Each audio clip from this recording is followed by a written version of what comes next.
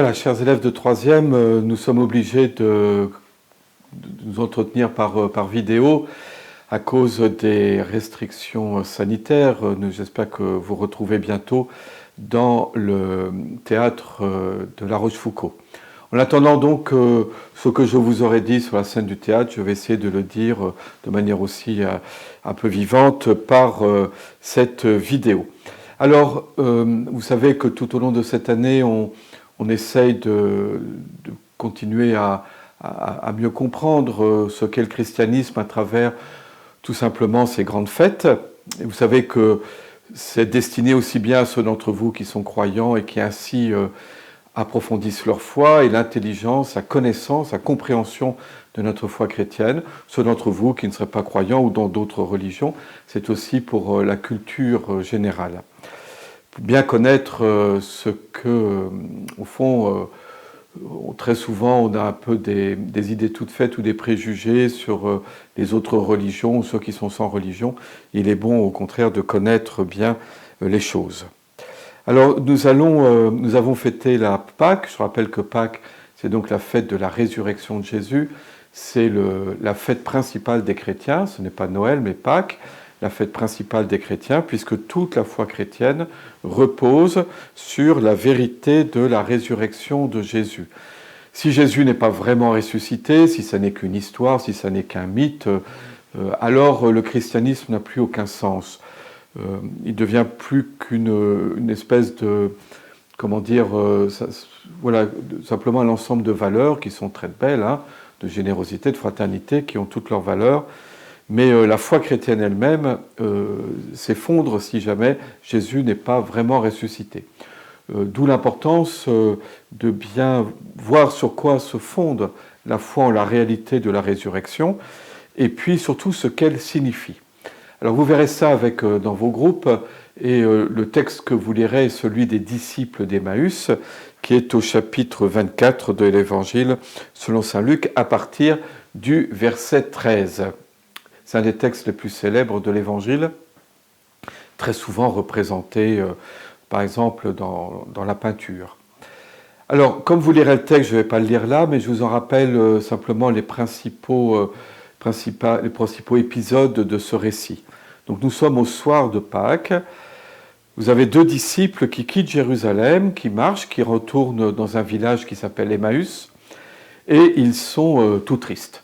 Ils sont même découragés, désespérés, voilà. Et puis, arrive un inconnu. Voilà. Un homme arrive à leur hauteur et commence à marcher avec eux et leur pose cette question, mais de quoi parlez-vous ensemble tout en marchant? Ils s'arrêtent, ils sont un peu étonnés, ils lui disent, écoute, tu es bien le seul à Jérusalem à ne pas te rappeler, à ne pas savoir ce qui vient de se produire.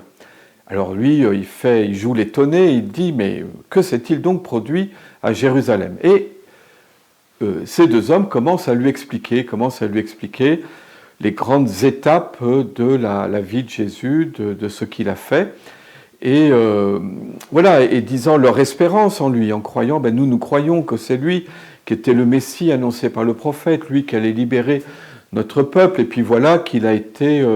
qui s'est fait prendre par les Romains sans résister, que nos grands prêtres, nos autorités l'ont livré aux Romains, et il est mort sur la croix sans que Dieu intervienne. Voilà. Et donc on est plein de questions, de doutes. Était-il vraiment le Messie? Puisque s'il avait été le Messie, s'il avait été un envoyé de Dieu, certainement Dieu serait venu à son secours. Là, je glose un petit peu, mais enfin, en tout cas, c'est ça qui est là. Puis ils finissent, ils ajoutent en disant, il est vrai que on a été un peu surpris ce matin parce que deux femmes, sont allées tôt le matin au tombeau. Elles ont déclaré que le tombeau était vide et que lui, il l'avait vu vivant. Mais voilà, ils ne sont pas du tout convaincus, ils sont simplement face à un immense point d'interrogation. Et à ce moment-là, l'inconnu commence par leur expliquer à partir de l'Écriture, c'est-à-dire à partir des prophètes, ce qu'on appelle l'Ancien Testament, à partir de la loi et des prophètes, tout ce qui concernait Jésus et comment la loi et les prophètes avaient annoncé à l'avance que le Messie, le Sauveur, le libérateur d'Israël et de l'humanité, devrait souffrir, être mis à mort et ressusciter le troisième jour. Et donc, tout en marchant, il leur interprète l'Écriture. Et puis voilà qu'ils arrivent à leur destination, au village d'Emmaüs, à côté d'une auberge. Et à ce moment-là, l'inconnu fait mine de poursuivre son chemin. Les deux disciples lui disent, écoute, reste avec nous, il se fait tard, le soir tombe déjà, viens donc à l'auberge avec nous et partage notre repas. Et une fois à table, l'inconnu prend le pain, le rompt, le bénit, fait la même chose avec la coupe de vin, donc le geste que Jésus avait fait juste avant, pendant la dernière scène, juste avant sa passion.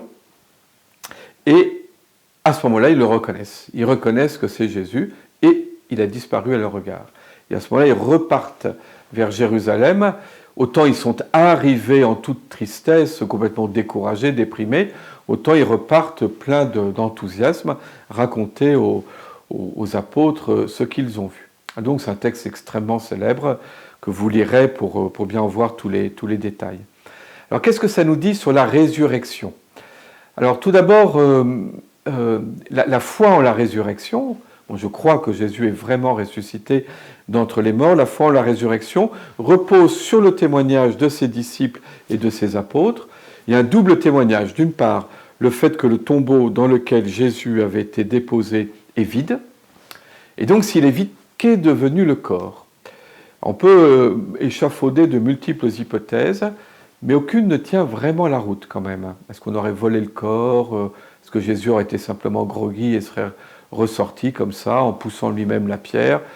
Si on avait volé le corps au moment où les disciples commençaient à annoncer la résurrection, il aurait suffi d'exhiber le corps en disant vous dites qu'il est ressuscité, vous racontez que son tombeau est vide, mais moi je vous montre le corps de Jésus. Enfin bon, voilà, il y a le tombeau vide, ce n'est pas une preuve de la résurrection, puisque la résurrection est objet de foi et non pas d'une démonstration de type scientifique, mais c'est un signe qui est donné en la réalité de la résurrection et la résurrection des corps, pas simplement l'âme de Jésus qui survit. Et puis, la deuxième série de signes, ce sont donc ces apparitions de Jésus. Alors là, il y a plusieurs remarques à faire. La première, qui est quand même assez remarquable, c'est qu'ils ne reconnaissent pas cet homme. C'est pour ça qu'en racontant l'histoire des disciples d'Emmaüs, j'ai parlé de l'inconnu sur le chemin, l'inconnu qui marche avec eux. Et ils ne reconnaissent pas d'abord Jésus. Et on retrouve ça dans tous les récits d'apparition. Au départ, quelqu'un est là, pourtant ils l'ont quitté simplement quelques jours auparavant. Hein. Quelqu'un est là et ils ne le reconnaissent pas. Ils le reconnaissent à des signes. Ici, au geste que Jésus a fait de rompre le pain et de partager la coupe. D'autres le reconnaîtront parce que Jésus montrera les plaies dans ses mains. Vous savez, les marques qui ont été faites par les clous. Dans ses mains, le coup de lance dans le côté ou les plaies des pieds. Une autre fois, il sera reconnu parce que, vous savez, ça c'est au bord du lac de Galilée, et il va dire aux apôtres, pareil, il y a un inconnu sur le rivage, et il va dire aux apôtres qui ont pêché toute la nuit sans rien prendre, retournez pêcher et vous allez prendre une très grande quantité de poissons. Et ça leur rappelle donc la pêche miraculeuse. Vous voyez des signes. Alors, à la fois, la résurrection est fondée sur ces signes, est fondée aussi sur le fait que ceux qui ont été les témoins ont préféré mourir le martyre plutôt que de renoncer à annoncer la foi en la résurrection, ce qui est peu crédible si jamais c'était quelque chose qu'ils avaient simplement inventé de toutes pièces.